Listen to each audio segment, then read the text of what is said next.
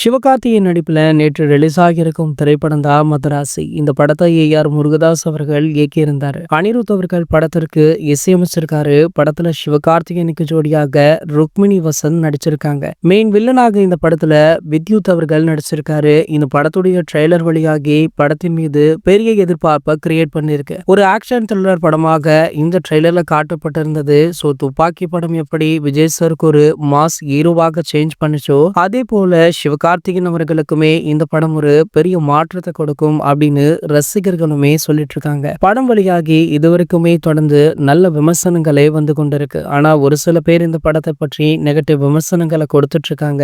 இந்த படத்தை பார்க்க பல ரசிகர்கள் முதல் பிரபலங்கள் வரை திரையரங்கிற்கு செல்றாங்க. அந்த வகையில பாத்தீங்கன்னா நேற்று இந்த படத்தை FDFS காட்சியை பார்த்த நம்ம ஷாலினி மேடம் பாத்தீங்கன்னா படத்திற்கு பாசிட்டிவான விமர்சனமே கொடுத்திருக்காங்க. ஷாலினி பாத்தீங்கன்னா அதிகமாக பொதுவெளியில பார்க்க முடியாது. அப்படி இவங்க பார்க்குற படம் அப்படின்னா அவருடைய தம்பியான ரிச்சர்ட் படம் தான். ஸோ அவருடைய படங்கள்ல முதல் காட்சி மிஸ் பண்ணாம பார்ப்பாங்க. ஆனால் தற்போது சிவகார்த்திகனுடைய படத்தை FDFS பார்த்திருப்பது பலருக்குமே அதிர்ச்சியை கொடுத்திருக்கு. அது மட்டும் இல்லாம படத்தை பார்த்துட்டு விஷுமே பண்ணியிருக்காங்க. ஸோ இந்த வீடியோ வழியான கொஞ்ச நேரத்திலேயே நம்ம சிவகார்த்திகன் அவர்கள் பார்த்தீங்கன்னா ஷாலினி மேடமை தொலைபேசியின் மூலம் தொடர்பு கொண்டு நன்றியுமே தெரிவிச்சிருக்காரா. ஸோ இந்த தகவல் தற்போது வெளியாகி சமூக வலைதளங்கள்ல வைரலுமே ஆகிட்டு இருக்கு.